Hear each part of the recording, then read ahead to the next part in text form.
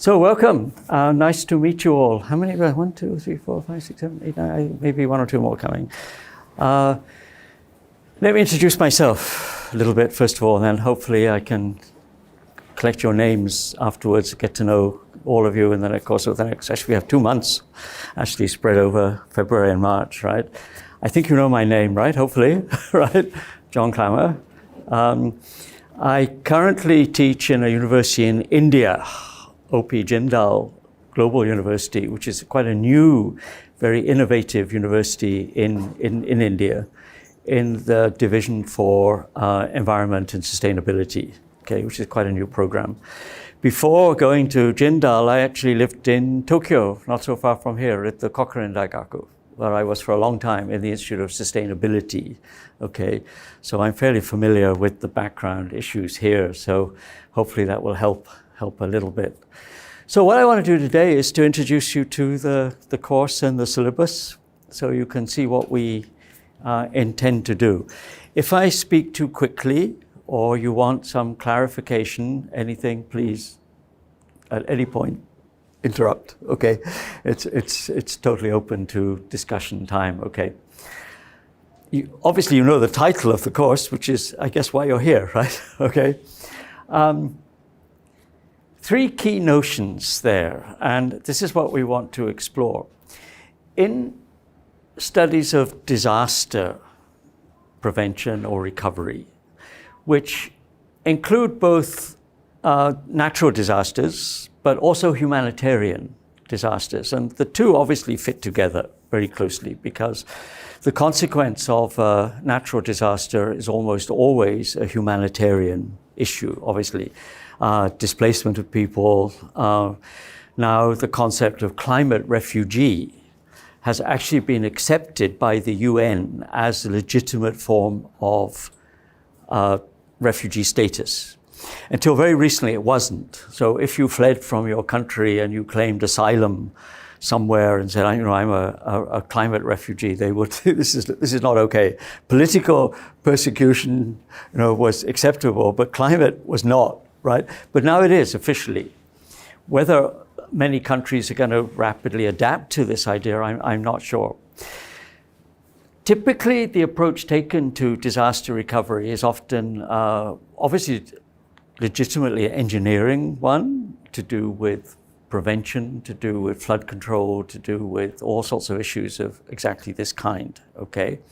But what I want to stress in this course is actually the 2 notions of culture and sustainability. All right, what's culture got to do with this? And you notice the subtitle: Sociological, Architectural, and Cultural Approach. Okay, and amongst things we're going to look at is in fact architecture for disaster prevention and recovery. A very interesting approach many people are now taking to disaster recovery. I don't know what you tell me later on what your background is, your subject matter. Does Kyoto have an architecture school? I don't think so. Do you have an architecture? You don't think you have, right? Engineering, all sorts of things, okay? The issue of architecture, of course, is partly a technical issue of design, right? And of the engineering that goes into the construction of a building. It's also very cultural. And I give you just one example that illustrates the connection between culture and architecture. You may not remember personally, but of course you know the great Indian Ocean tsunami, which had devastating effects on Indonesia, particularly parts of Thailand, and actually the coast of India. The eastern coast of India, southeast India was badly hit, and so was Sri Lanka. You know where the island of Sri Lanka is, right? Off the tip of India, okay? Amongst the disaster recovery attempts were the reconstruction of coastal villages which had been destroyed, mostly fishing communities, okay? And we'll look at this as a case study later on in the course, because it's a very interesting one. If you go there today, you'll find many of the houses that were built for the people who lost their homes in the tsunami are not inhabited, right? Why wouldn't you move into a free house, right? Okay, The answers turn out to be at least 3 reasons, okay? And one of them has to do with economics. Because of the fear of a future tsunami, they were built quite far inland. but coastal communities, mostly fishing people. Okay, if you have to go a long way to the beach, can't leave nowhere to leave your boat and this kind of stuff, you probably don't want to live there. You would prefer to move back to a self-constructed home, actually at the beach, despite the risk of the same thing happening again. Okay, people would rather live where they work. Okay. The second reason was a kind of engineering one. The first generation of houses had metal roofs. They were little hut-like things, but sufficient shelter, okay? Fairly tropical place, right? Have you ever lived under a tin roof in a tropical environment? People called them microwave oven houses, okay? Because you can imagine you're living under a metal roof, right? With no insulation to prevent the heat, in a tropical environment, in a day of sun on the roof of your house. Goodness, you could probably just cook inside the house without using any fuel, right? Because it was going to get so hot, right? So in terms of that aspect, the third one was quite interesting, had to do with the distribution of space within the houses, many of which were designed by humanitarian NGOs, provided to people, without thinking about how you distribute space within the house. Okay? So, for example, if you were designing your ideal house, let's say it's a very simple house. What do you want? You want a cooking space, bedrooms, some living area, maybe a washing area. The question is, where do you put those in relation to one another? Okay, so if, for example, this is you have a living space here, cooking, maybe, let's say this is your cooking space, where are you going to put the area, let's say, for your bathroom? Is that okay, next to your cooking space? Culturally in Sri Lanka, it's not. Okay, cooking and bathing, toilet facilities should be separated clearly from one another. So, you could solve this in various ways. You could put cooking outside, which is what's traditionally done, put the bathroom outside, something like this, with other kind of spaces. So, in fact, many of us don't think about this, but all of us have certain ideas about the distribution of space within a dwelling. Mostly this is probably not that important because it's to do with just minor convenience and things like this, okay? Though it can have quite a big impact. I lived in Singapore at one time, and as you may or may not know, well over 80% of Singapore population live in high-rise, government-provided high-rise apartments. If you've been to Singapore, you've seen pictures, you probably know it's a very vertical kind of city.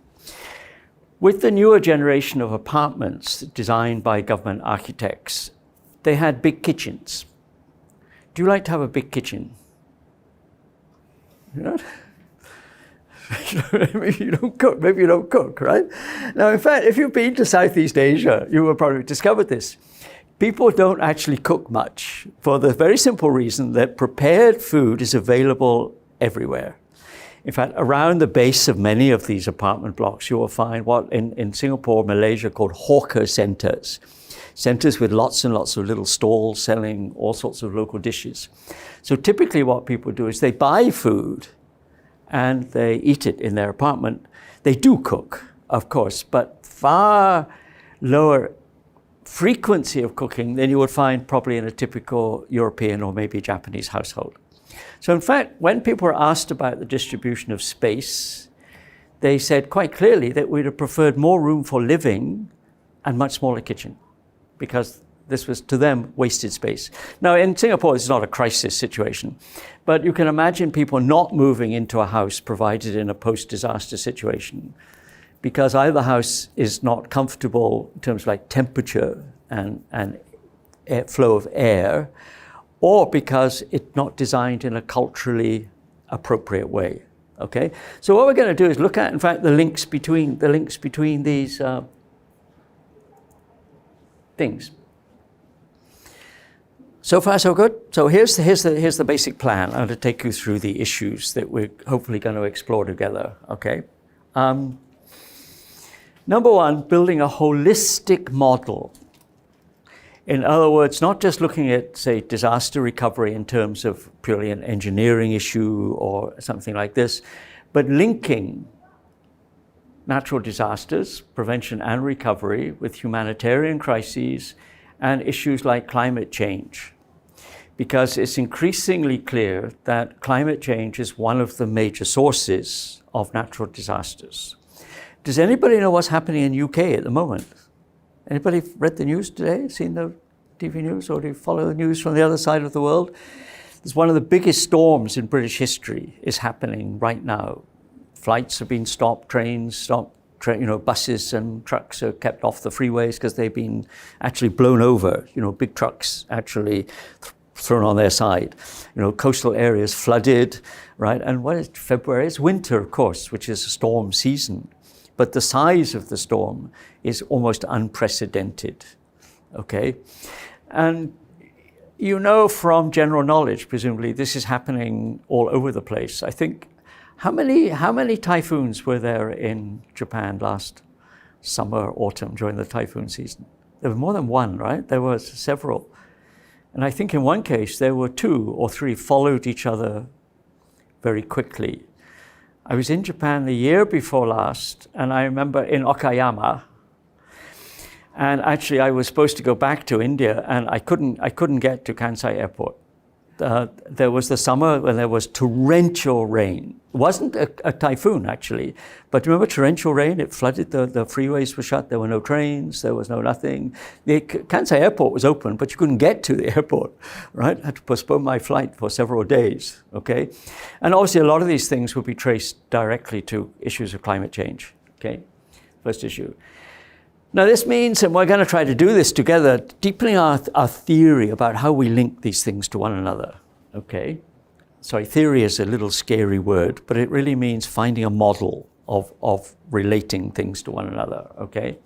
All it's been made available to you, by the way, so you can get copies of the PowerPoint, okay?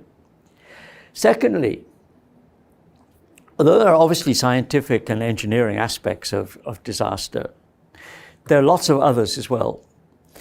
And this again applies both to natural disasters and humanitarian things, okay? Just take two examples of that, okay? One is psychological. If you've lost your home, this is, for most people, probably one of the biggest disasters they could ever, they've survived, they're alive and this kind of stuff, and their family's okay.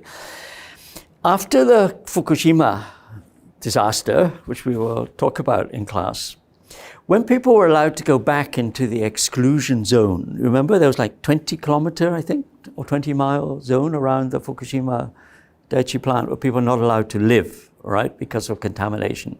People were allowed to go back. I'm sure you probably read about this, also examples of this. They put on those protective suits because of radiation. What did they collect from their houses? You're allowed to go back for just an hour or two. You could take, I guess, enough stuff you could carry. What would you take? What did they take? Anybody know? Pictures, photographs. Furniture and so on, you'd leave or it's contaminated, right? What they wanted was their family photographs, okay? So there's very much a psychological dimension to how people respond, right? Whether in very positive ways or because of the stress and loss which is going to accompany maybe loss of home, loss of familiar possessions, and so on. Okay, and we were talking about Sri Lanka. One of the humanitarian issues in Sri Lanka has been, again, how much you follow Asian history. What has been going on in Sri Lanka for over 20 years until about 3 or 4 years ago? Not a natural disaster, a human-made one. Anybody know what the political situation was in Sri Lanka? No? There was civil war between the Tamil-speaking minority, mostly concentrated in northern part. Tamil is a South Indian language, so if you go to southern India, you'll find Tamil is spoken. The majority population, majority language majority population are Sinhalese, who speak Sinhala, which is a different language. The Tamil population wanted some kind of independence. This was, of course, denied them by the Sri Lankan government, and very severe fighting, conflict, terrorist attacks, all sorts of things were going on for a very long time, okay. And there were a lot of deaths, particularly young men who joined the fighting, particularly on the Tamil side. There was a very interesting study of this, relation to this idea of photographs. In some cases, families lost their homes. The army invaded their area, the house was burnt, something like this. And again, it was interestingly the loss of photographs that people missed. And one woman, I still remember this, because some research I did on this issue some time ago, said the problem is my image of my child is fading. If I have a photograph, I can remember what he looked like then. I mean, now he would be 5, 10 years older, but I can't even quite remember exactly what he looked like. I don't have any image except my memory, and my memory is slowly fading over time. Okay, so the psychology of this is very interesting. A second issue that relates to this is if you're in a camp, a refugee camp of some kind, because of disaster, whether humanitarian or otherwise, questions of gender and age turn out to be actually very important. Okay, in relation to all sorts of things, including a kind of habitat that you have. Okay. And including things like how people respond. Meaning that if you're maybe your age, right, if you're 20 or something, it's bad, but you can see a future. Imagine you're like 65, you find yourself in a refugee camp. How would you feel about your future? Would you see any future for yourself? This is not how you plan to end your life, right? You plan to arrive at in comfortable retirement somewhere, maybe your little pension, maybe whatever dreams you have for, somewhere in the future, all those are gone, okay? Which again has huge sociological impact and psychological impact on people who find themselves under those circumstances. So we want to discuss this a bit. And we're going to look, with what we'll do in the next class actually, is to look at some case studies.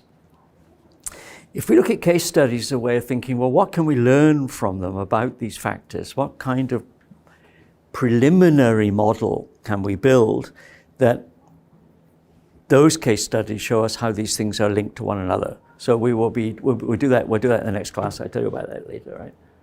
Okay. So is the syllabus posted online? Do you have an online copy of does Kyoto do this? If it doesn't, well, this is basically right. I hope it's available there somewhere for you. This is the basic issues that we're gonna look at. Number one, this is just what I'm talking about. Why are we taking this kind of approach?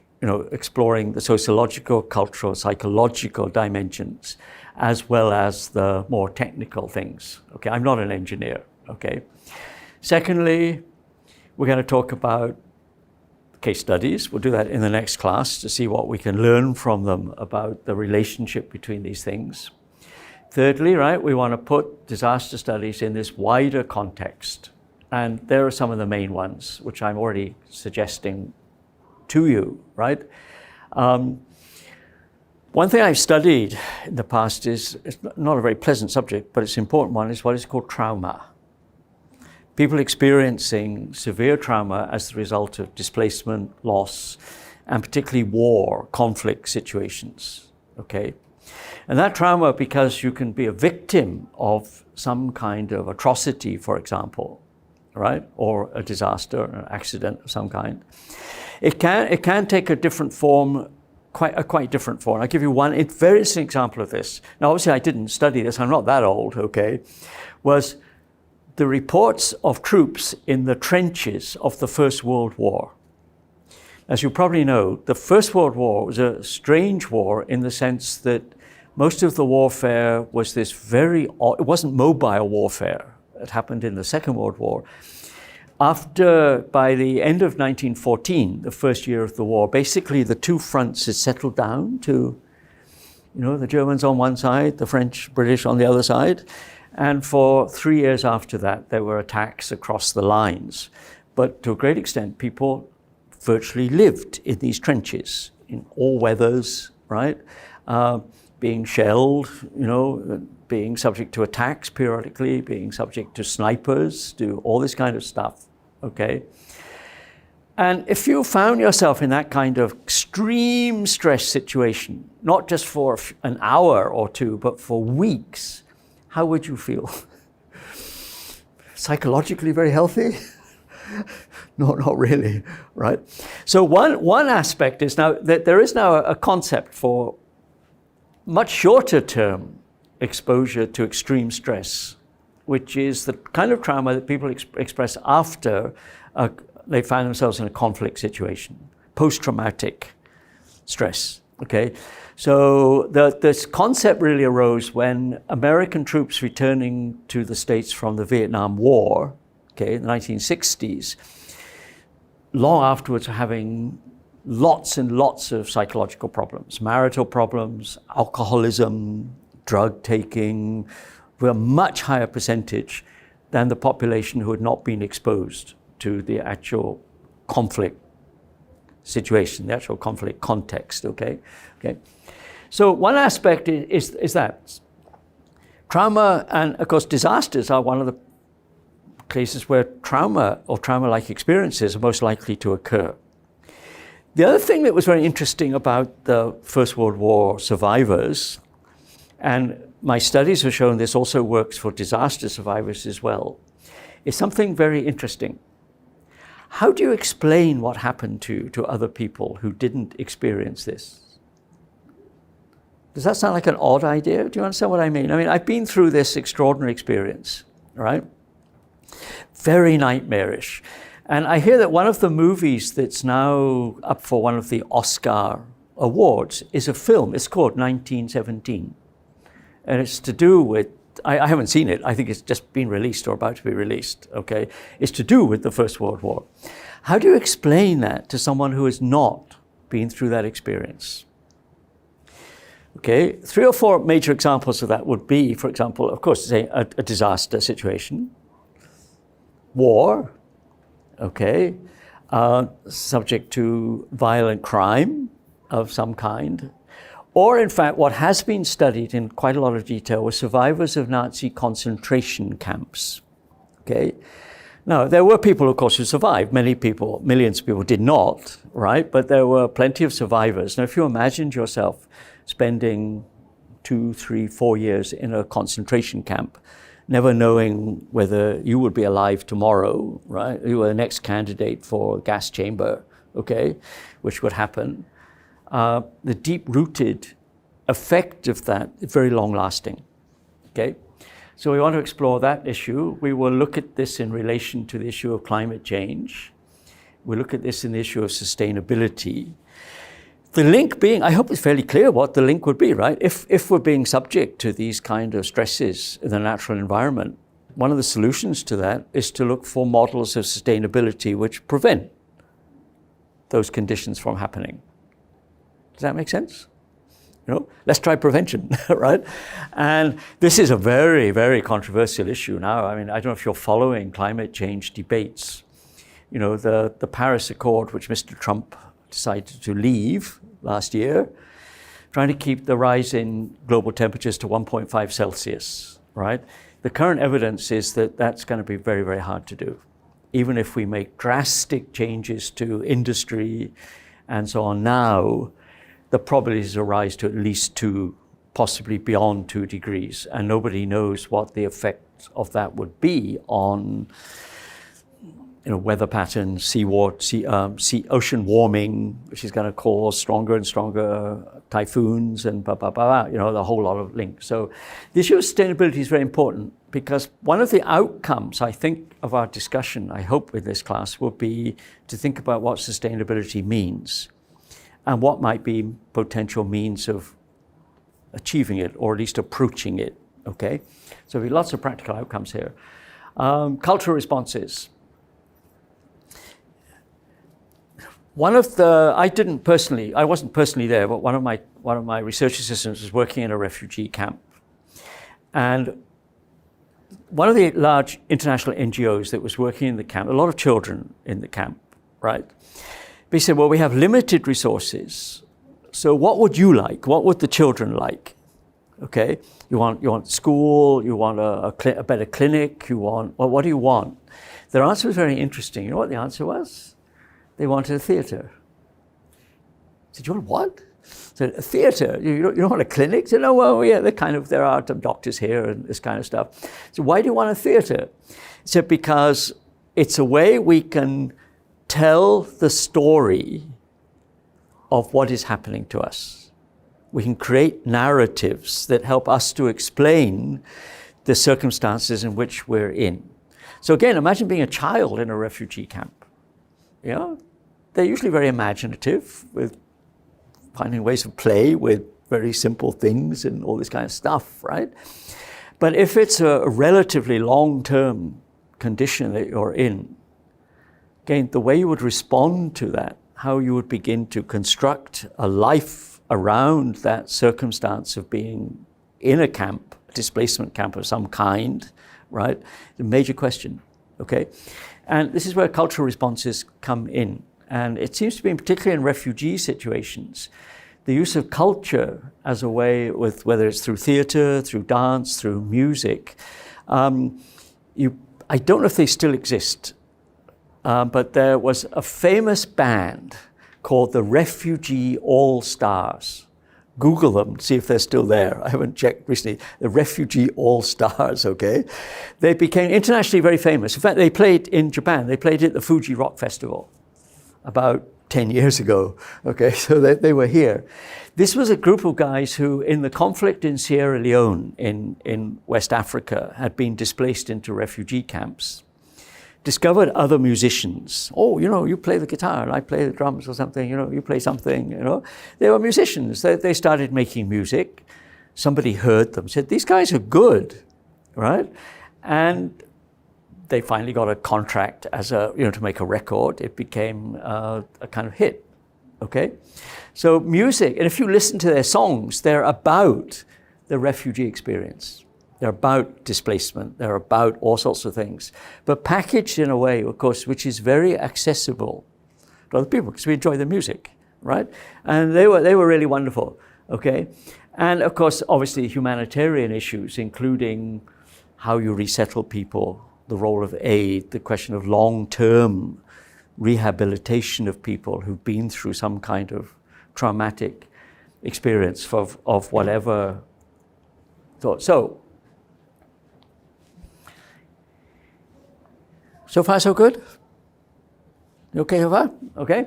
So here's some of the major points. That gives us a kind of framework. Here are some of the major points we'll go through, okay? To look at ways in which people have developed models of post-disaster and post-conflict. And again, they're very closely related.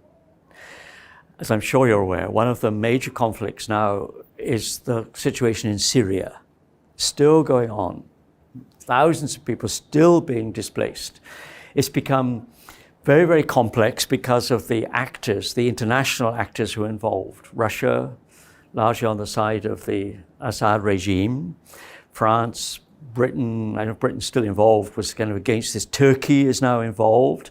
The question, will Turkey close its borders to prevent refugees leaving Syria?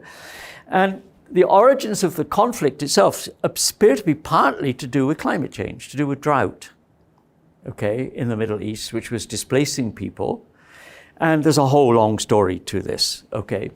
But conflict situations that you often separated from natural issues, in fact, should be, I think, put together because they have many characteristics in common, and there are lots of them around as well, okay? The short-term perspective may be building houses for tsunami victims or someone, but that's not a long-term solution, okay? And this again raised a very interesting question about sustainability I'd like us to discuss. Do you go back to the previous state or do you try to find a new model? In other words, do you just return to the pre-disaster situation and people rebuild their life on that basis? Or do you see this as a way of creating a different model, possibly a more sustainable one for the communities that were damaged? That make sense? Do you go back to the old model or do you try to find one that is future looking? And to do that, of course, involves lots of things, including negotiation with the people who are affected. What kind of future do you want? You know, how would you like that to be structured? What kind of aid would help you to do that? Secondly, there's the thing we were just talking about, the sociopsychology of adaptation and trauma. It's not usually discussed in this context, so we're going to open up, I hope, some new areas here. Okay. Now, medical sociology is an interesting field here. Now, medical sociology is, what's it got to do with disasters or with issues of development? Okay. It turns out lots. Okay. For example, I'll give you some of these. Well, I can give you the name now. There's a very famous medical sociologist, a man called Arthur Kleinman at Harvard University. And one of his most famous books, and it's available in Japanese translation as well. I think that's the title, Illness Narratives. Okay, so Google him, check the library, see if you can find his book. It's very worth reading anyway. What the book is about, when Kleinman was dealing with his patients, he's a medical doctor and an anthropologist, an interesting combination, okay, at Harvard Medical School. Okay, he discovered that one of the things they most wanted to talk about was how they understood their illness. Okay. Now that can take various forms. It can take the form, of course, the natural things. Why are you happening to me, right? Why did I catch something? You know, you didn't get it. I caught it, right? How come? You know, so the bigger life things. Okay, if you discover you do have a serious disease, a life-threatening condition, you're going to have to completely rethink the story of your life. Where did this come from? How do I respond to it? How does it affect my relationship with other people? There are a whole bunch of things. This is what Kleinman in his book calls illness narratives. And he discovered something else, which I think is very relevant to disaster studies, which is if people could make sense of their illness, they could give it some meaning, they could respond positively to it. And in many cases, the recovery rate of those people was statistically much higher. Make sense? Right? Like, oh no, I got some awful disease, this is terrible. You know, they could make sense of it. They could find some meaning in it. And even people who had terminal illnesses, in some cases, transformed their attitude to their illness. There are a number of, and he quotes some in his book, very beautiful books in some cases, of people who, realizing that they had an incurable illness, went and wrote a book, in fact, about their experience, okay? And gave a shape to their illness, and this helps other people. Now, maybe you can see the parallel, okay? If you were in a disaster situation, you could make sense of it in some way. You could find some meaning in this. You could reconstruct a life out of the disaster that had happened to you. The possibility of your recovering faster, being able to reestablish a future, are much higher. The factors there are complicated, okay? And again, there's another interesting parallel with another writer, again, I don't know, he's been Bruno Bettelheim.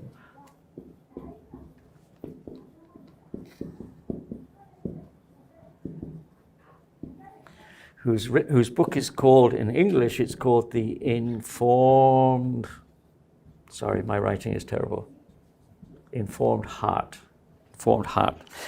Bettelheim was a survivor of a Nazi concentration camp.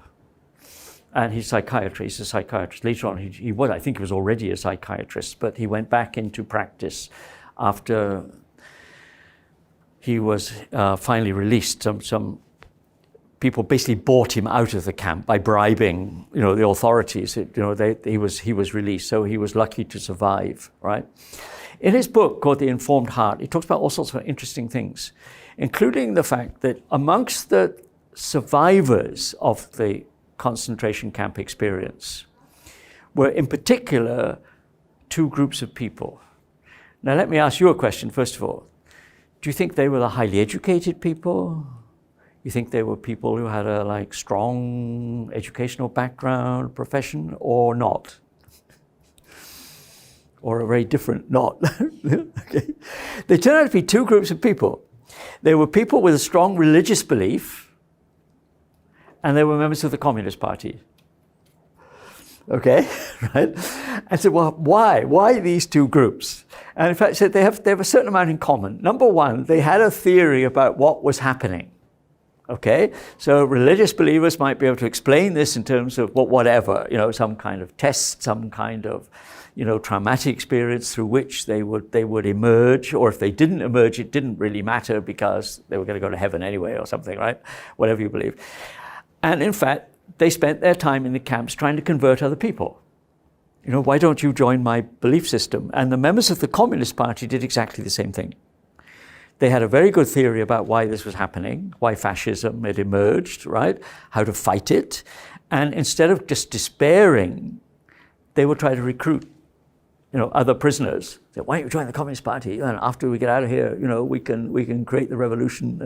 And, they would explain Marxism to each other. They would have little study groups within their huts and this kind of stuff. They tended to survive to a much higher degree than, in fact, very educated people.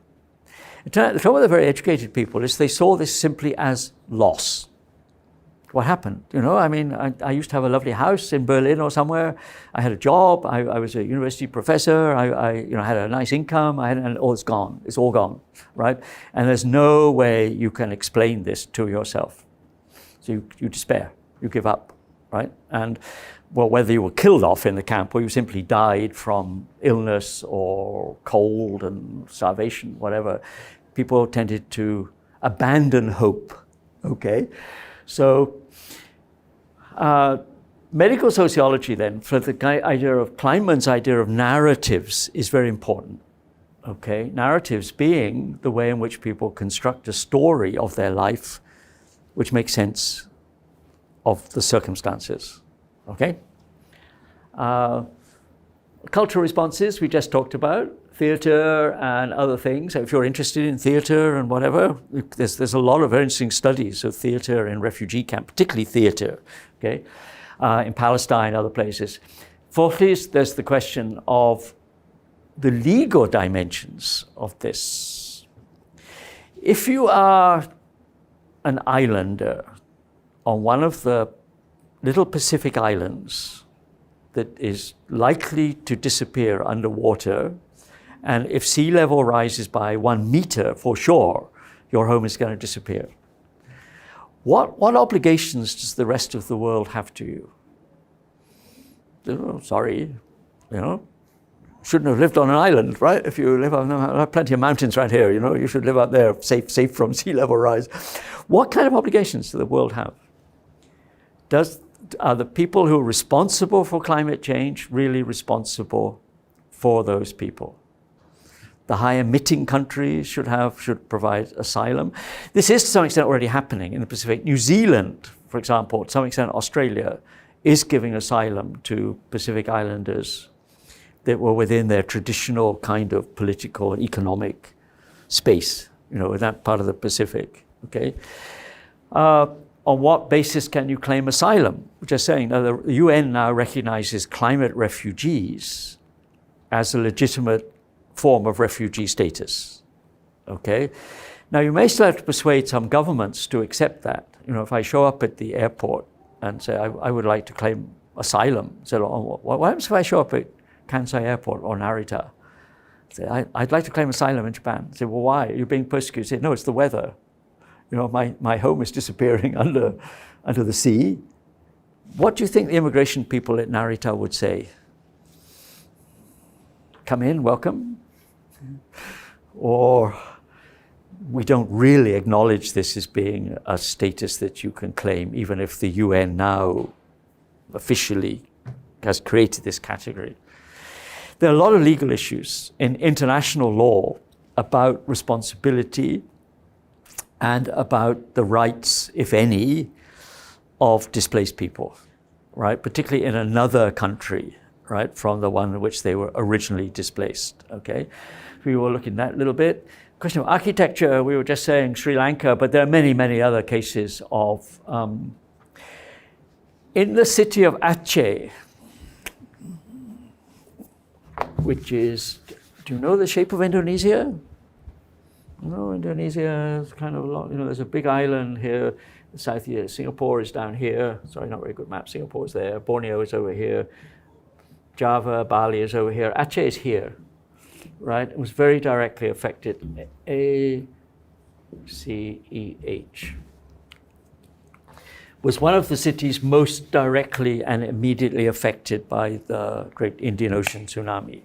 It's very close to the epicenter of the earthquake, okay? When the reconstruction of Aceh began, several interesting things have emerged. Can we discuss all these cases in more detail? One was, what was the first building people wanted? What's the dominant religion in Indonesia? 90% or so of Indonesians belong to what religion? Islam. All right? There are Christians and Buddhists, other people too, but it's predominantly a Muslim country. What was the first building they wanted?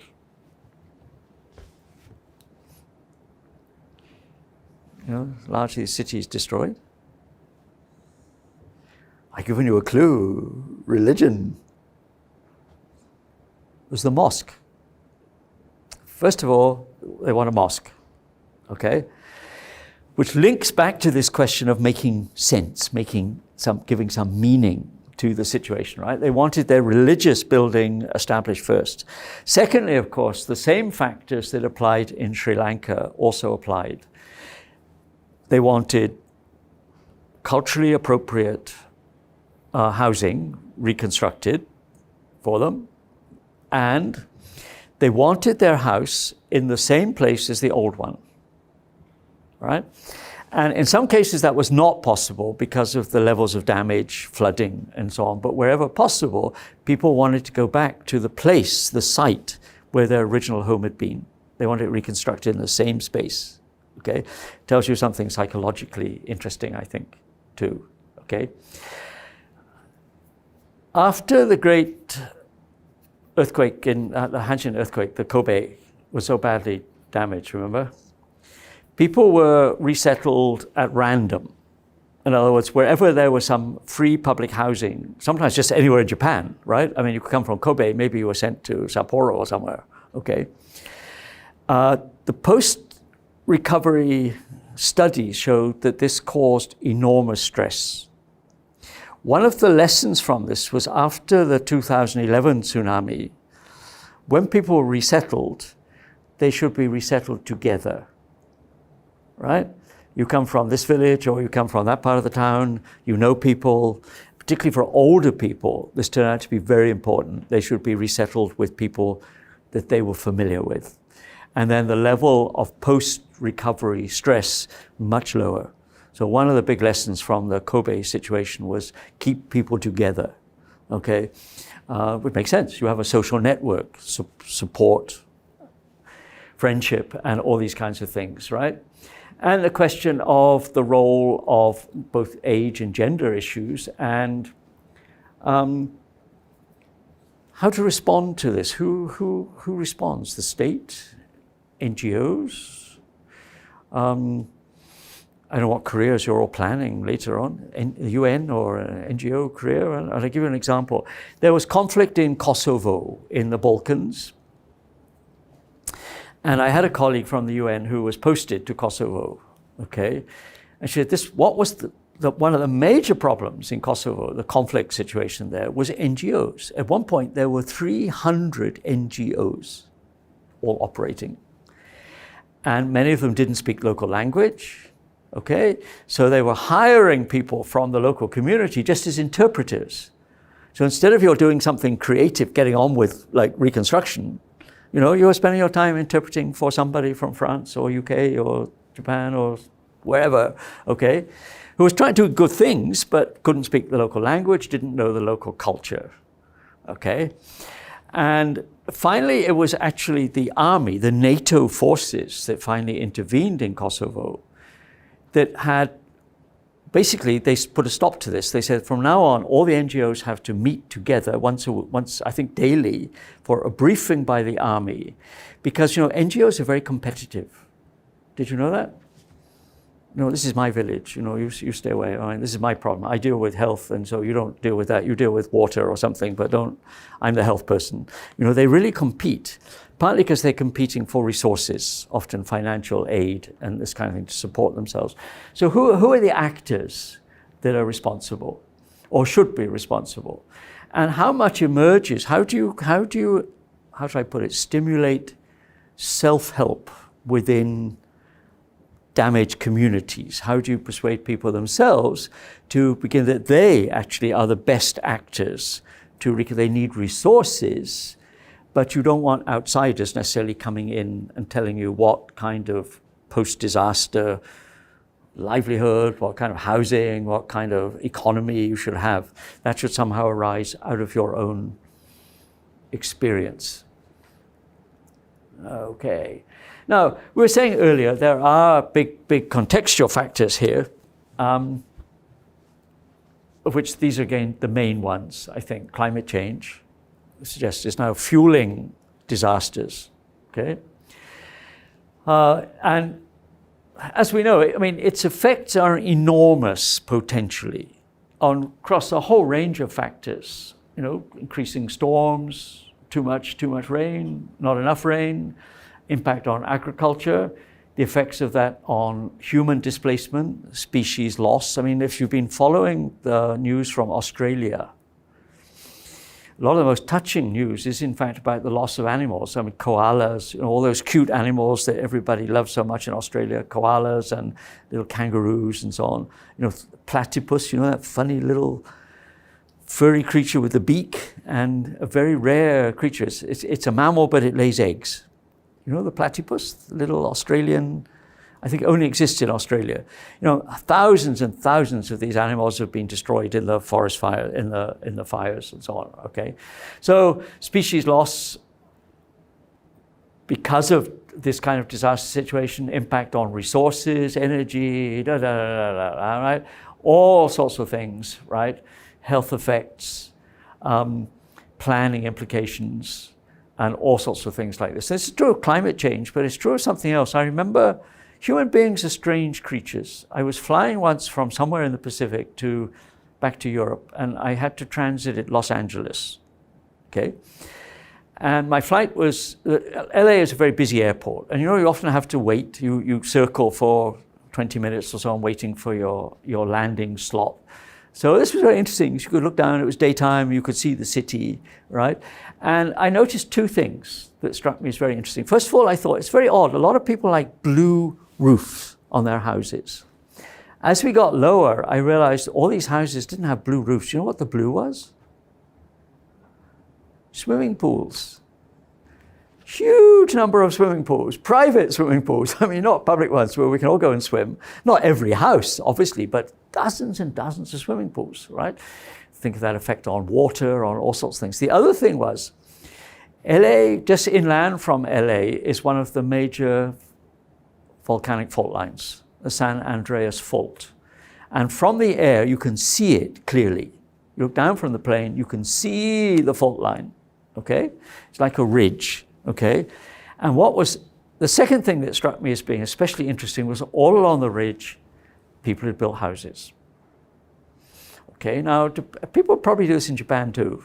You build your house on an active fault line. You build your house on an area where landslides are possible, if not probable, right at the foot of things. I've seen houses in some of the Tokyo suburbs that were built right on the edge of a hill with stilts, concrete stilts to keep them up, really on the edge of a hillside. Have you ever seen that kind of house?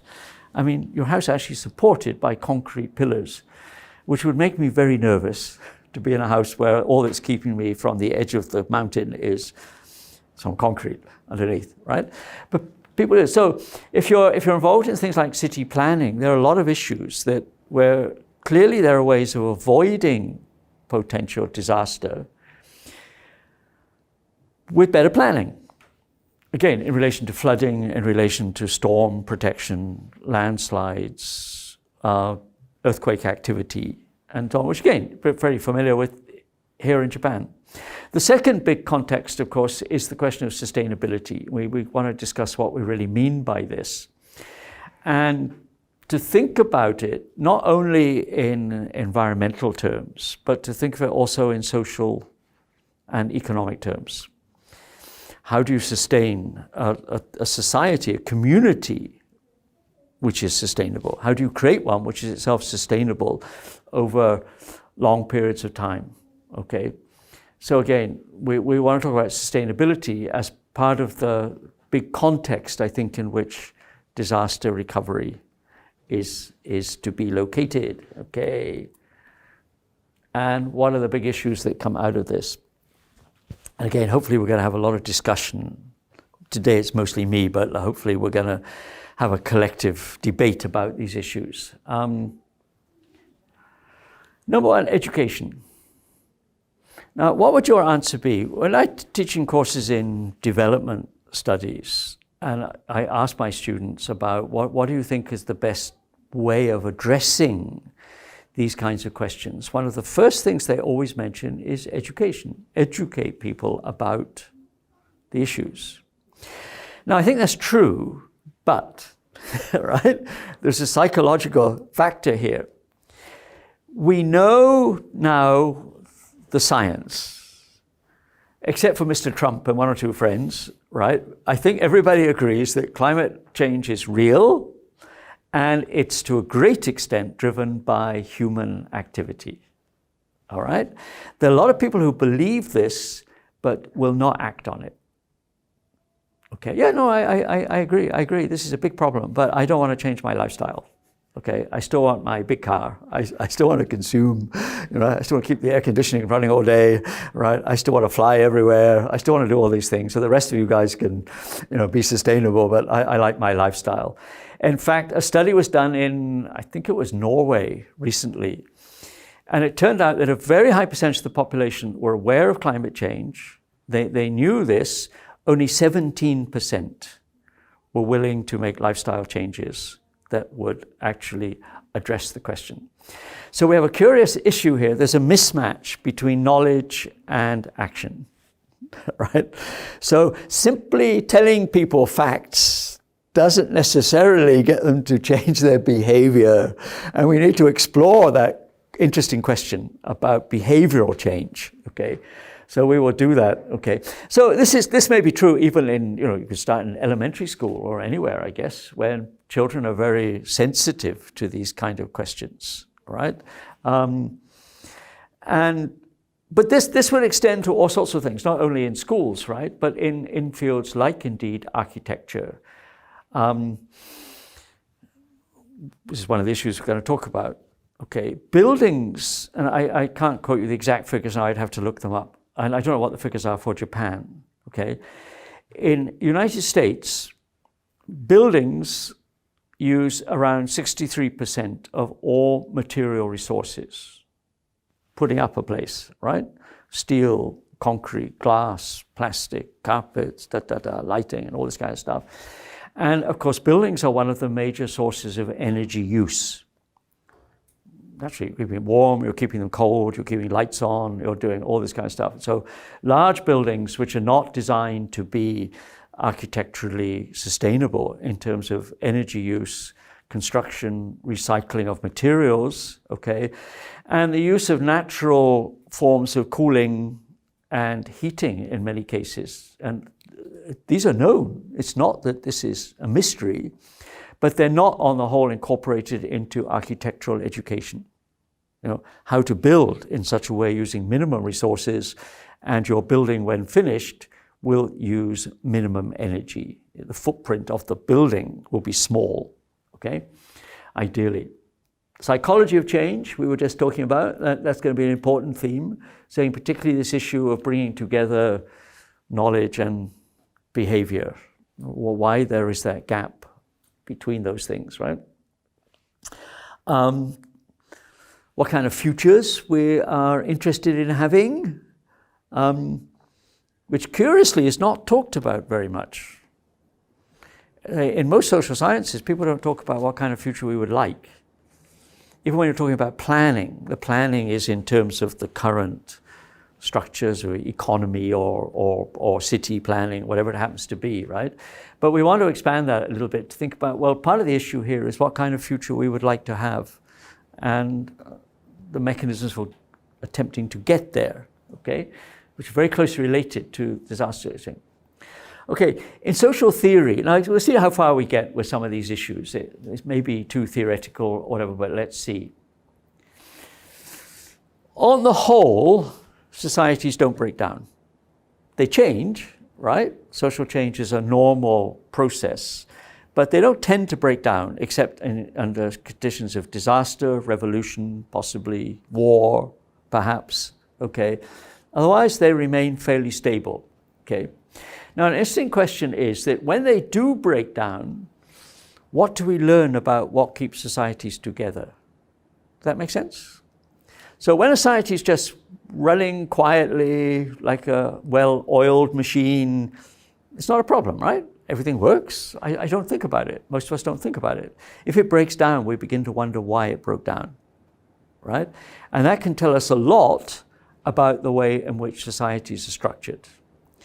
If you know the way in which societies are structured, you can strengthen the points which you think they need strengthening, and you can possibly get rid of some of the areas where they're weak, or you can work on strengthening the weaker areas, okay? Now, there can be many examples of that. I live in India at the moment. It's very common in India for people to still be members of large-scale kinship networks. People have lots of relatives, in other words, right, with whom they have regular interaction or with whom they live in some joint household. In the West, this has almost disappeared. The nuclear family is now the norm.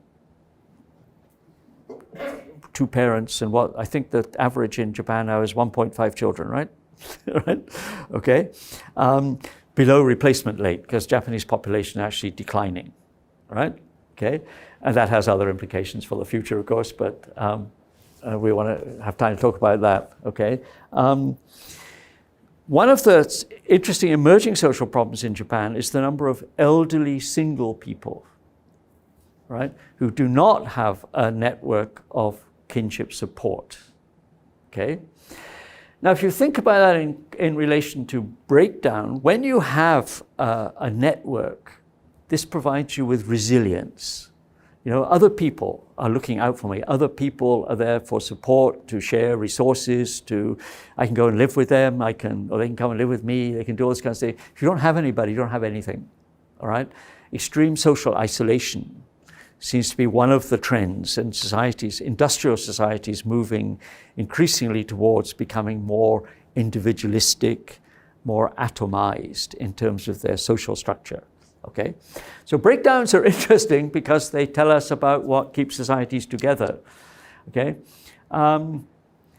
the social psychological interest, not only the question of behavior and knowledge we were just mentioning. Many social psychologists suggest that one of the things we have to face at the moment is the fact that the rate of change is fast. Right, in technology, in all sorts of things, is unprecedentedly fast. The thing about a disaster is, of course, it speeds up everything incredibly quickly.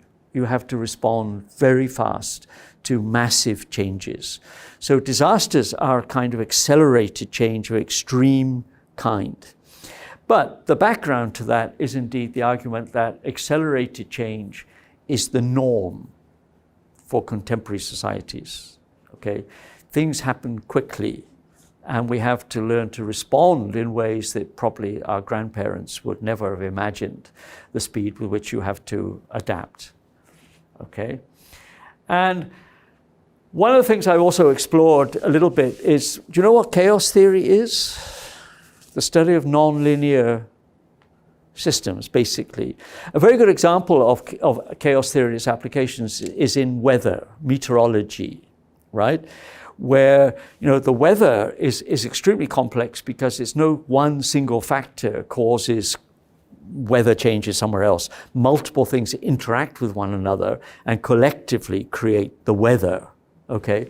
And this, of course, as meteorologists know, it's very, very hard to track because, you know, events somewhere a long way away can have effects far from the place of original source.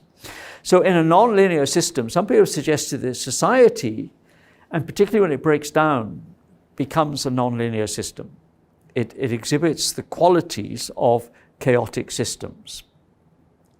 One of the characteristics of chaotic systems is that, however, they tend towards creating a new harmony. Okay?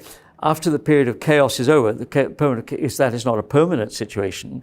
It evolves towards a new, what technically is called homeostasis. Society finds another level of organization different from the original one, but it does not remain in a state of chaotic organization for very long. Hopefully not, because in some situations, possibly like contemporary Syria, you see a situation of prolonged chaos. And obviously the consequences for that are huge in terms of people's lifestyles, the economy, their psychology, and things which are so far not really understood very much at all, which is what effect this has on children. If you grew up in that highly unstable, highly chaotic situation, very dangerous physically, what would be the long-term effect on your personality and the nature of your relationships with people in the future when hopefully you make it to adulthood. So finally, I think this is the last one. What do we hope to get out of this class? Well, here are some of the things to think about, okay? Finding this kind of holistic approach, which I think will be very interesting because it will mean a kind of dialogue between different things.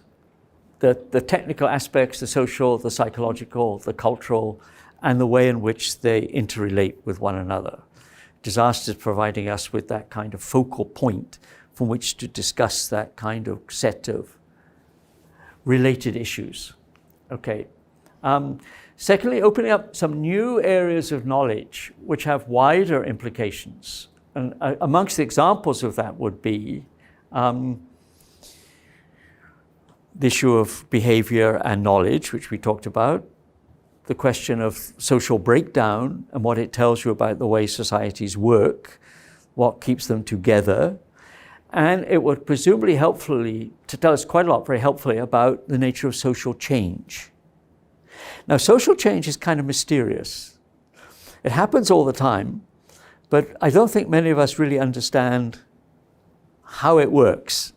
Okay? And I mean, I'm a sociologist by training. If you look in the typical sociology textbook, you'll find it has all the usual stuff. It tells you what is sociology, then it talks about family, it talks about the economy, it talks about all this kind of stuff. And at the end, there'll be a chapter on social change. In fact, the chapter on social change probably ought to be at the beginning, because it's actually normal that change is occurring. But we don't understand it very well. Looking at a disaster gives us lots of clues to the way in which change happens. Okay? If we know that, of course, it can be reincorporated into things like development planning. Okay?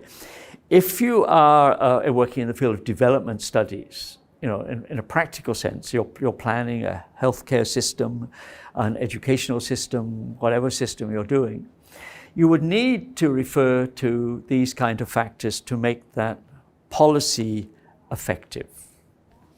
One of the lessons of development studies is that all policies have unintended consequences, okay?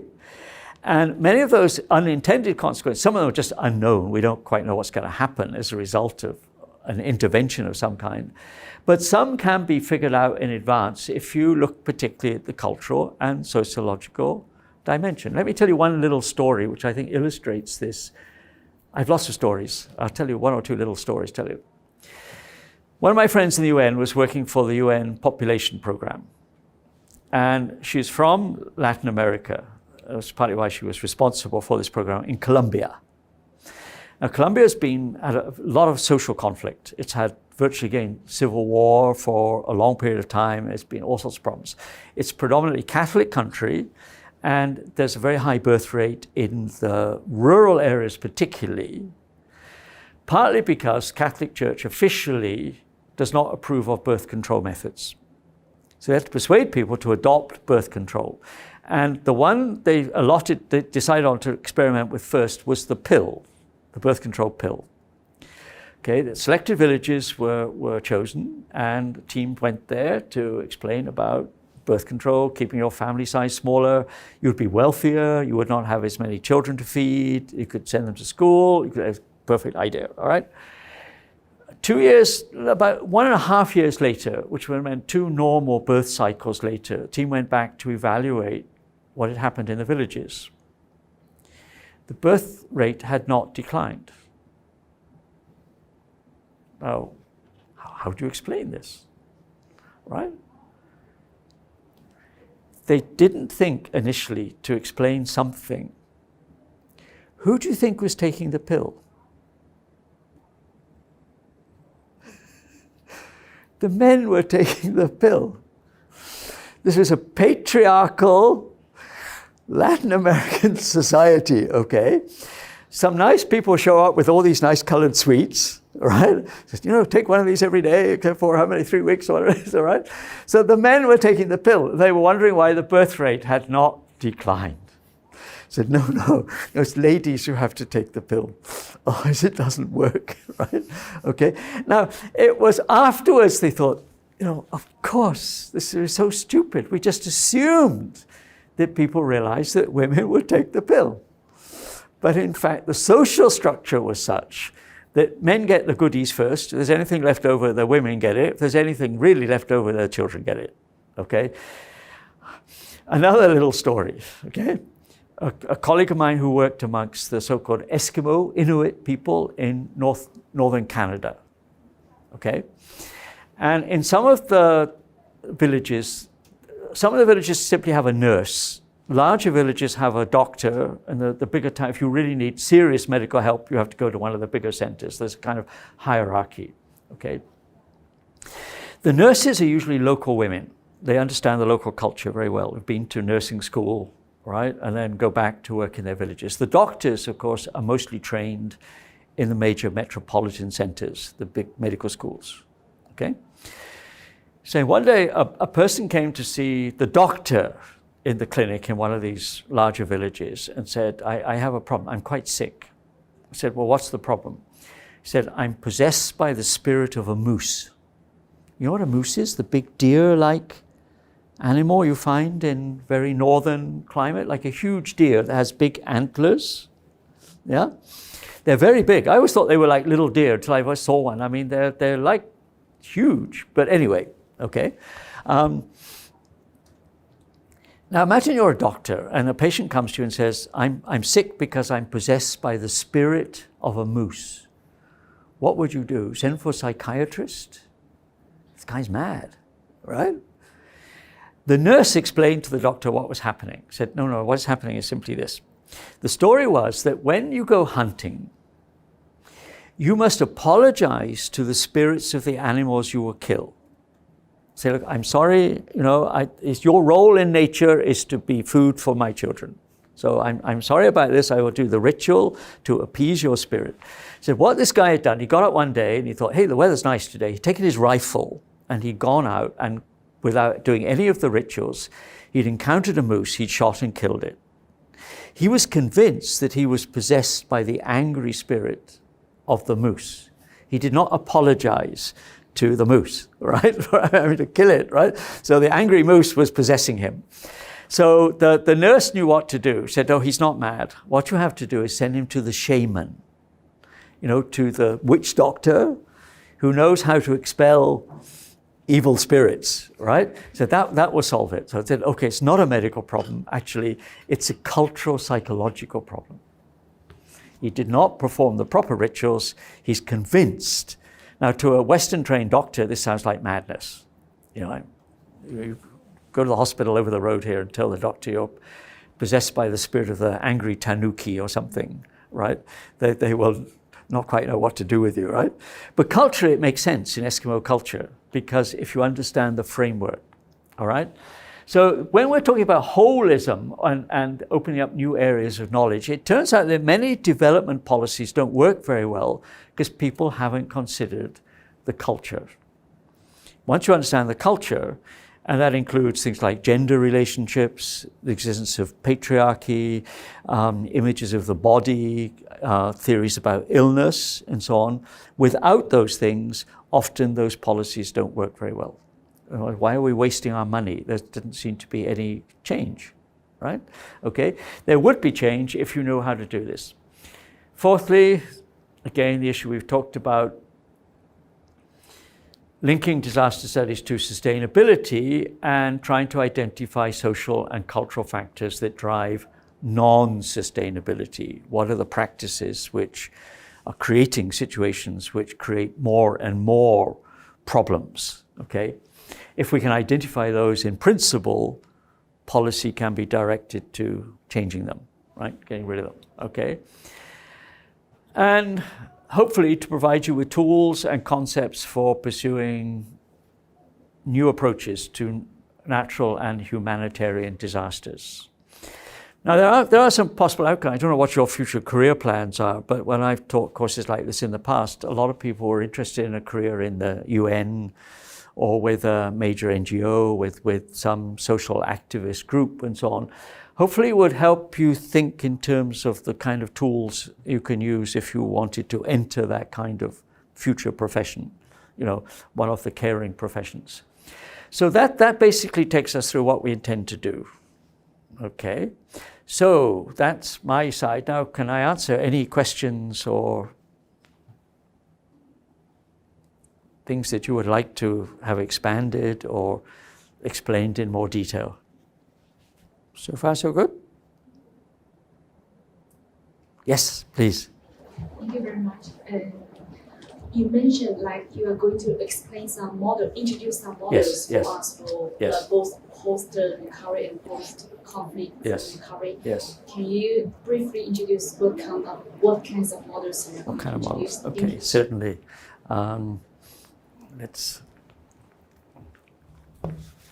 We will expand on this a lot in the next class on Wednesday, but let me give you a few examples.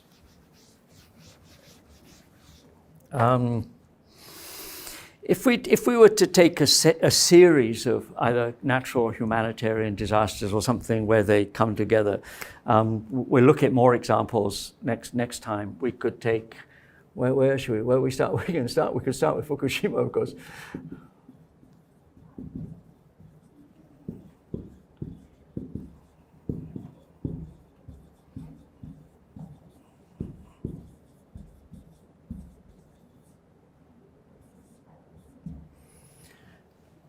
We'll look at these in detail, but just to answer your question a little bit. Let's say you take each of these cases and try and figure out what was happening, okay? And what the lessons to be learned would be. Well, we'll discuss this in class in detail next class, but say you take Fukushima, and one of the issues that emerged, of course, was the danger of building. Nuclear power plants need large quantities of water for coolant. So they're mostly built in coastal areas. But the coastal defenses, of course, were totally, I mean, of course, the tsunami was huge. Whether maybe there was no way this could be explored. The sea defenses were inadequate. And it turned out that the backup generators to run the plant in the event of loss of power were on the ocean side. So to begin with, there were very simple physical lessons to be learned. If you have to build your nuclear power station on the coast, make sure your sea defenses are good and your power backup is as far away from the ocean as possible. Okay. In the case of Syria, you've got a crisis which maybe originally had something to do with climate change, particularly drought conditions. All right? It's got political dimensions.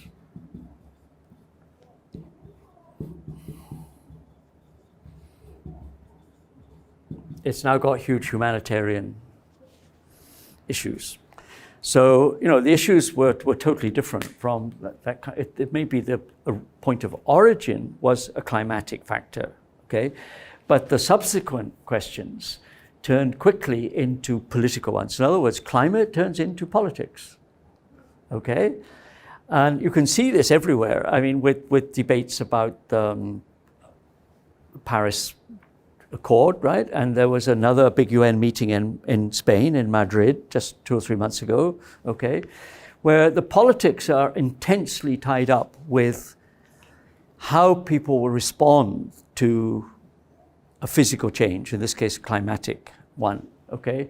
And of course, that in turn has fueled a huge humanitarian issue with tens of thousands of refugees, right? The responsibility of other countries to absorb them or not, okay? What do you know about Rwanda? Do you know about Rwanda? Little country in Africa?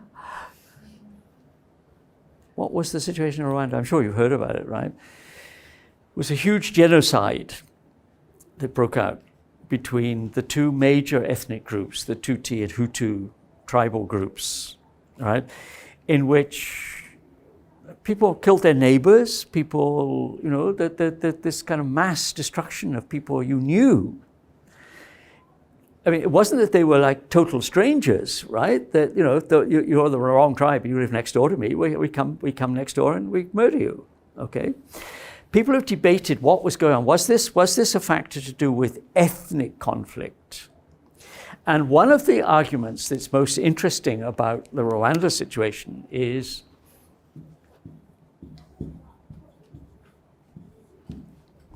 ultimately it was to do with resources.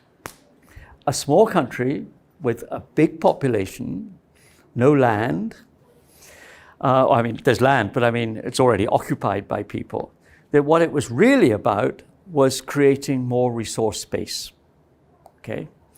And that resource issue is again important because, you know, pessimists have argued that the next round of wars will not be about oil, they'll be about water, okay? And with water becoming an increasingly stressed resource in many parts of the world, you know, conflict, whether it's international conflict or whether it's internal conflict, will start to circulate around resource competition, okay? So what appears at first sight to be an ethnic conflict, in fact, almost certainly is actually a resource conflict, okay? Except sociologically, one of the ways to handle this politically is to make it look like an ethnic conflict. You know, it's another tribe. But that may not be the really basic reason once we track this back to its point of origin. I've spelt it wrongly, right? Chernobyl. Anyway, it's in Russian, so I can spell it in different ways. You know, before Fukushima, the largest nuclear disaster was considered to be the meltdown of the Chernobyl nuclear power station in Ukraine, right? The radioactivity of which reached as far as Western Europe. People who test milk, for example, in Sweden, places like this, we discovered that the radiation levels were extremely high suddenly, and nobody could explain this. Your cow is suddenly radioactive, right? Not likely to be the case. The Russian government did not reveal the truth about what had happened until some considerable time after the event, which means that a huge amount of damage was done because people were not evacuated, people did not protect themselves. Now, what is the case we now have, unfortunately, right before us, which has very similar pattern of political background? The virus, the coronavirus, right? Now, I'm sure you read this very tragic story. The doctor who was the whistleblower, who went to authorities and said, I think something bad is happening. There's a SARS-like virus appearing. And they just made trouble for him, right? This young doctor, who's apparently an eye doctor, actually. He contracted the virus because he was treating a patient for their eye trouble without knowing that they, in fact, had the virus, okay?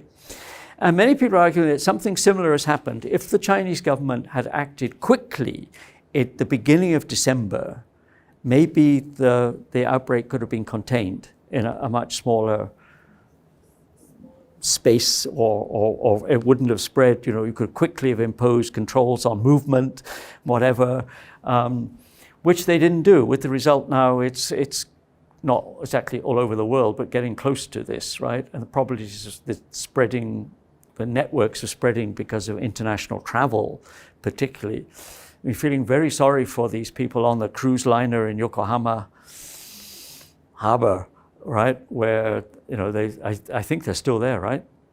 Are they still there this morning? What's this morning's news? There's like 3,000 people trapped in the ship. And already the number, of course, with close proximity to people, the chance of infection are much higher, of course, we know. But the point being that what the Chernobyl thing shows up very clearly is, again, something to do with at least two things: politics and information lead to reaction. You don't want to tell people that a disaster has happened. Results, people can't protect themselves, right? And then, of course, contamination of water supplies, of all sorts of stuff, right, is going to get worse and worse before you. The second thing, of course, is information. This is an interesting question. One of the things that's being debated at the moment with the coronavirus thing is fake news. Stuff appearing on Facebook and Twitter and everywhere. People are saying, either ridiculous things like I saw something, the Burmese health minister, and since I live in India, Burma is quite close, said, we don't worry, the disease will not spread here because the weather is too hot. Okay, the virus doesn't like hot weather, so it will stay out of Burma, so we don't have to worry about it, which is probably a totally ridiculous thing to say, right? Whether the virus is affected by temperature level, I have no idea, okay? But it's improbable, I imagine, that it couldn't spread to a tropical country. All right, so no controls, never mind, it won't come here, all right? Eat garlic, eat all sorts of theories about what you should do to protect yourself from the virus, right? In fact, if there is a disaster situation of some kind, the spread of accurate information about what to do, how to respond, right? How to maximize your level of protection and so on, can be spread fairly easily. And the good thing is now, of course, there is the media. There are regular media, there's social media, there's all sorts of stuff, okay, through which information can be very quickly sent to people, okay? And that leading to policy, to a reaction to whatever the case suggests as the way in which to contain or modify the effect of whatever the situation, the disaster situation you're finding would be. So these are examples of what I mean by models. Now what we're trying to do in the next class is to look at a number of these models and then to think what are the conclusions we can draw from this about what would be the right response, okay? And say there is a learning thing here. I mean, I think the Chinese government's actually done very badly here. They knew quite a lot early, but did not respond, right? And did not tell people what to do. Not to create panic, but to allow people to begin to protect themselves at an early stage, which is pretty stupid if you think about it, because some of the earlier disasters would probably have, Chernobyl, for example, would have shown the same pattern. Don't do this, right? Because in fact, it makes the problem worse if you do not respond. The question is, what would be the appropriate kind of responses? So we will look at those examples and try to build from that models of response, okay?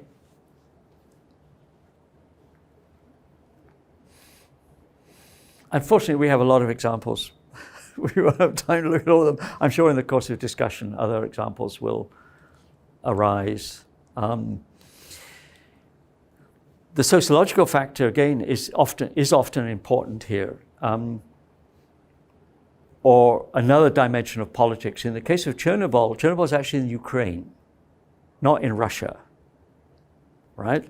Had the disaster occurred in Russia itself, you wonder whether the reaction would have been quicker and more decisive. But it's, over there. It's in Ukraine, of course, is part of the Russian sphere of influence, or certainly was at that time, right? One of the big debates about the great Hurricane Katrina, which struck New Orleans, remember, several years ago, breached the defenses, the levees that are supposed to keep the water out from the Gulf of Mexico, was that it's primarily, the population, I think it's true, the population, the whole of New Orleans is largely African American. So there was an ethnic and kind of class factor about responses and the speed of response and this kind of thing, and the way in which the disaster was treated in the first days, how to, save people and this kind of stuff. There is a concept which is, any of these things you want to discuss in more detail, you just tell me, okay. It began as a very important concept which is known as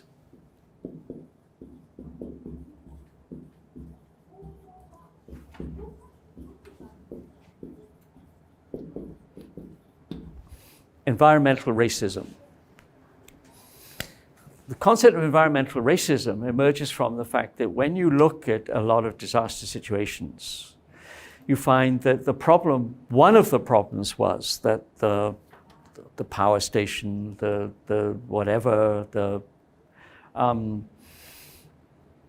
was one in Manila in the Philippines quite recently, where one of the great garbage heaps, these huge mountains of trash, right? It was a landslide. And of course, large part of this huge mountain of trash fell down onto the dwellings below it, right? And of course, that's not where rich people live, right? It tends to be either minorities or the poor who live in areas which are particularly vulnerable to this kind of disaster. Not always, of course. The rich often like to live right by the beach, okay, as well as the poor. But the idea here is that what some of these things tell us is about bigger social patterns which have something to do with the nature of responses to disaster or the speed with which responses are made. So we'll try to tie all these little factors together, hopefully not in a confusing way, but in a way which shows us the interlinkage between one dimension and another. So far, so good? So we're going to talk about disasters, but beyond that, we're going to take us into all sorts of quite new realms of discussion, including the question of social psychology, right, which is rarely touched on in the context of kind of disaster management. More questions, more comments. Yes? Do you think this kind of approach is relatively new? Well, sorry? This kind of approach is, to look at disaster in terms of culture, environment or politics. Yeah. This approach is new. It's not totally new, but it's not very much stressed in the way in which people respond. So what we're doing, actually, in a way, collectively, what we're doing here in the class is exploring this new model. So I hope that out of the class will come some quite creative thinking about these questions. So you are the people who can make creative input into the way in which disaster management is conceived and handled. And I hope you can see a little bit of this just from these kind of comments, the way in which political issues, social issues, culture, ethnicity, race question, often form part of the total picture within which these things are connected to one another. Yeah? I say that has many implications for policy, the way in which people think about how to respond to these kind of issues. Okay. Again, I give you just another example. There was it's less than 2 years ago. I don't know if the news reached Japan. There was a disastrous fire in a public housing block in London. Did you hear about this? A place called Grenfell Towers was the name of this high-rise building. A fire broke out in the building at some time in the evening or at night, and it rapidly spread through the whole building. Okay, the death toll is thought to be at least 70 people, and some people say it was actually higher, but the government doesn't want to tell you the truth. Okay. Now, a number of things turn out to be very interesting about this Grenfell Towers disaster. Number one, the tower is in a rich part of London. It's in a part of London called Kensington, which is one of the richest districts of London, right? To live there normally is very, very expensive, but this was social housing, right? It's a public housing block, okay? Number two, proper safety controls checks had not been made. And afterwards it turned out that, in fact, the fire alarm system was inadequate. There were few exits from the building, okay? Everything was wrong.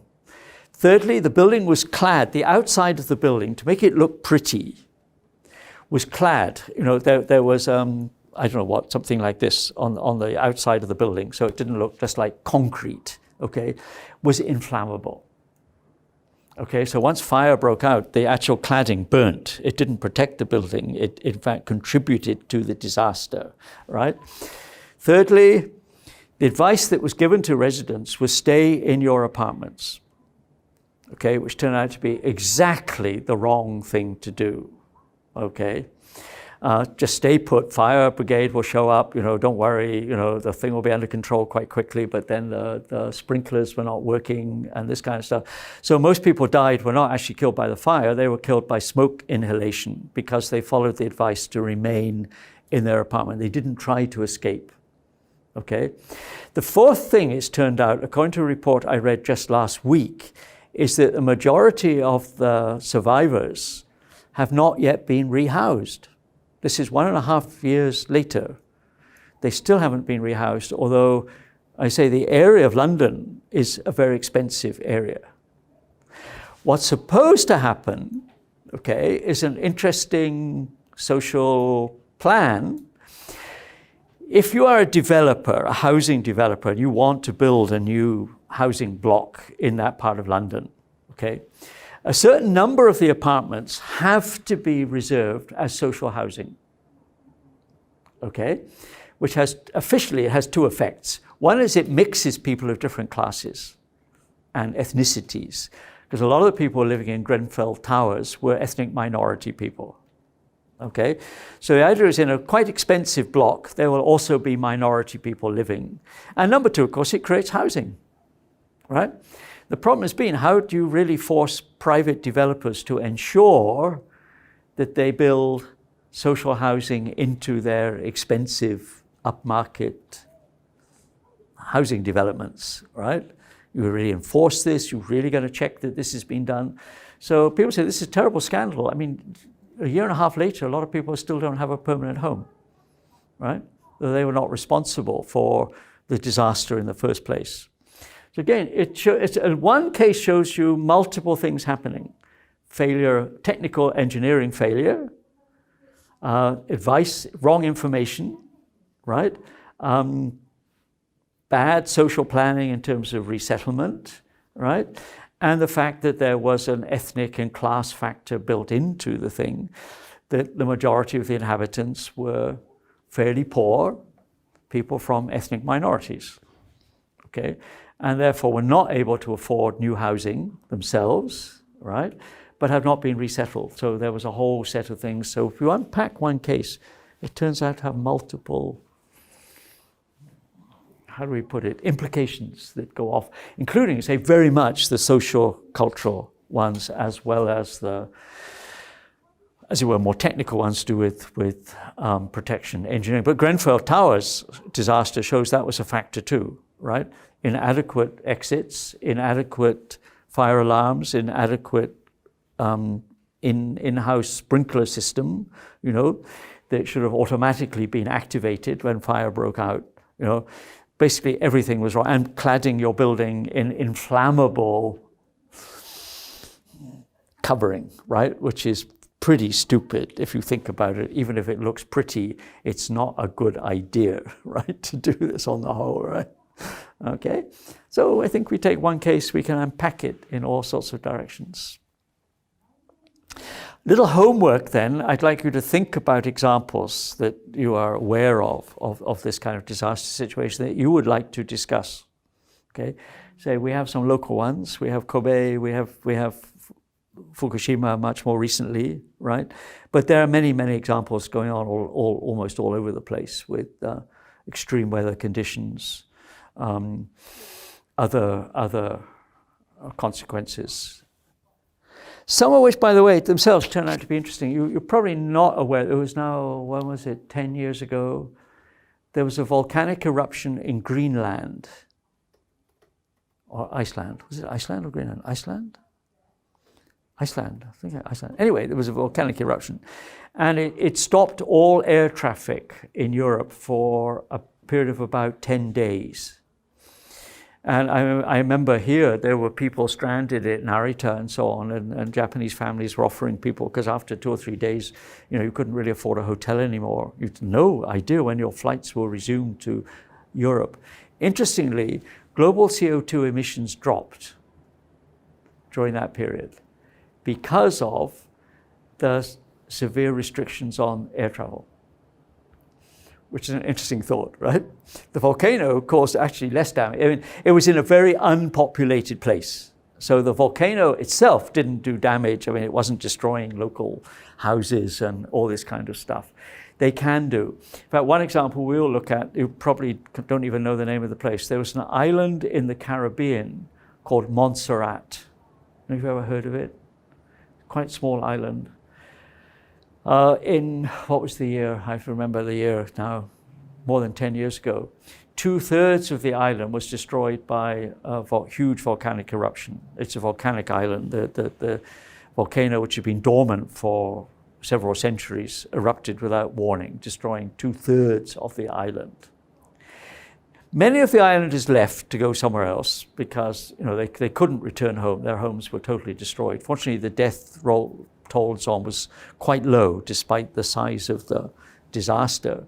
Okay, many others went back, and we'll look at a case study of this in which it was through cultural means that they were trying to reestablish something, which is another very interesting social psychological thing, is what some people call social memory.